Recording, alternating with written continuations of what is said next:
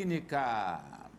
Pesquisa Poder Data, realizada entre 5 e 7 de julho de 2021, ouvindo 2.500 brasileiros por telefone nas 27 unidades da federação. A margem de erro é de 2 pontos percentuais.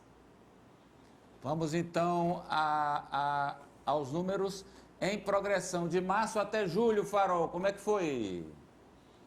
Se a eleição fosse hoje, você votaria em qual dos candidatos? Em março... Pesquisa estimulada. Pesquisa estimulada. Em março, Lula tinha 34%, em junho, 31% e agora subiu para 43%. Bolsonaro tinha 30% em março, 33% em junho e agora 29%. Ciro Gomes tinha 5% em março, 10% em junho e agora 6%. Dória tinha 3% em março, 3% em junho e agora 6%. Mandetta tinha 2% em março, 4% em junho e agora 3%. Agora nós teremos os números, Juliana, do segundo turno. Lula versus Bolsonaro. Em abril, Lula tinha 52%, Bolsonaro 34%. Em junho, Lula tinha 48% e Bolsonaro 37%. Agora, Lula tem 55% e Bolsonaro 32%. Agora vamos ver a questão da rejeição dos candidatos, dos 4 principais ouvidos pela pesquisa, Ari. Não votaria de jeito nenhum em Bolsonaro. 65%, depois 57%. Aí é os meses março, abril, maio, junho e julho, tá? Depois 56% e agora a rejeição de Bolsonaro é de 56%. João Dória, 56%, 31% e agora é de 56%, mesma rejeição de Bolsonaro, 5,6%. Ciro Gomes, 40%, 41%, 31% e agora 30%. Ciro Gomes, 56%, 31% e agora 52%. Rejeição de Ciro Gomes, 52%. E Lula, rejeição de Lula já foi 40%, 41%, 31% e agora 36%. Lembrando que pesquisa não é voto, porque se fosse, não precisaríamos ir às urnas. 2, é retrato de momento. O que é de manhã pode não ser à tarde. E 3, você só pode comparar pesquisas quando feitas pelo mesmo instituto e com as mesmas técnicas, medidas e procedimentos.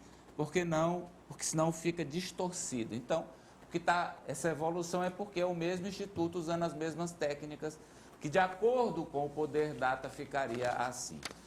Vamos agora à análise desses números com Ananias Lorde.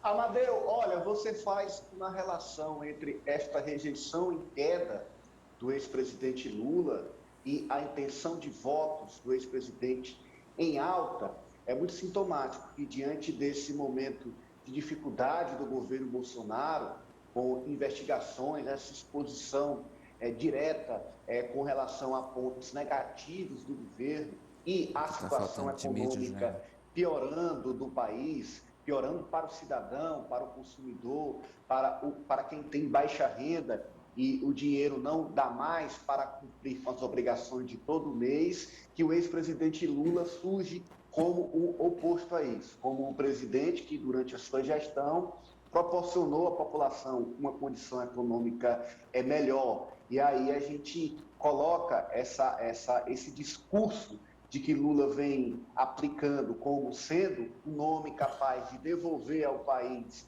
uma condição econômica melhor e de enfrentamento até dessa questão da pandemia de outra forma, isso reflete diretamente nas intenções de votos e na queda de uma rejeição do ex-presidente Lula, que surge aí já como o favorito dentro desse cenário. Apesar da gente ver que no segundo turno, esse instituto, pelo levantamento, traz uma disputa até mais acirrada do que a gente viu em outros institutos, porque, como você explicou bem, há uma diferença de método de pesquisa desses levantamentos. Vamos lá, Sávia. Amadeu, o contexto muda e o povo muda com ele. É o que a gente vê quando colocamos os dados em evolução das pesquisas. E o contexto atual é de inflação. E o brasileiro odeia a inflação porque tem uma memória muito ruim desses períodos em que a gente passou com inflação altíssima, né? Energia puxando a inflação para muito alta agora, mais de 8%. A gente lembra também da Dilma em 2013. Entre março e junho, a Dilma teve aí uma queda muito grande da sua aprovação, muito puxada pela inflação. Claro que tinha uns protestos também naquela época. Então, o presidente Jair Bolsonaro, ele precisa melhorar a economia para poder melhorar também a sua intenção de voto. Por outro lado, o Lula, ele joga parado, né? Ele tem um conhecimento, a população o conhece bastante. A gente sabe que quanto mais conhece o candidato, maior é, muitas vezes, a rejeição a ele. Não é o caso do Lula nessa comparação com outros nomes. Pelo contrário, ele é muito conhecido, mas a rejeição dele é menor. Isso é muito positivo para ele. Eu acho que ele termina sendo, de fato, o candidato de centro nesse momento. Cadê a terceira via? Você não fala. Fala, Farol. A terceira via está murchando a cada pesquisa que a gente divulga aqui, inclusive no comparativo entre esses levantamentos do Poder Data. A gente vê todo mundo caindo, o Ciro caiu, o Mandetta caiu, o próprio presidente caiu pelos motivos que a Sávia já apontou, só Lula subiu. Então o presidente leva mais uma canelada da realidade. Claro que eles apostam tudo na economia, que é a economia que vai decidir a eleição no ano que vem, mas enquanto isso a ampulheta está com a areia caindo, né? O tempo está passando, daqui a pouco chega outubro, a um ano da eleição, e os indicadores são cada vez piores para o presidente Jair Bolsonaro. Apoliana. Amadeu, chama a atenção outra vez para a rejeição, que continua nessa pesquisa, nesse cenário aí.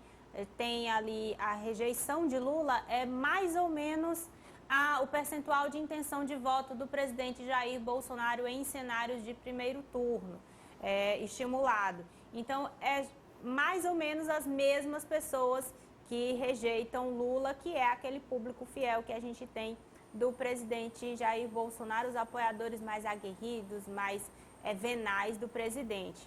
E outra questão, a gente fala muito aqui sobre melhorar a economia, mas é importante observar um aspecto que é o seguinte: até a economia chegar na ponta, no cidadão, demora um tempo, é processo, ela vai chegar primeiro nas grandes cadeias.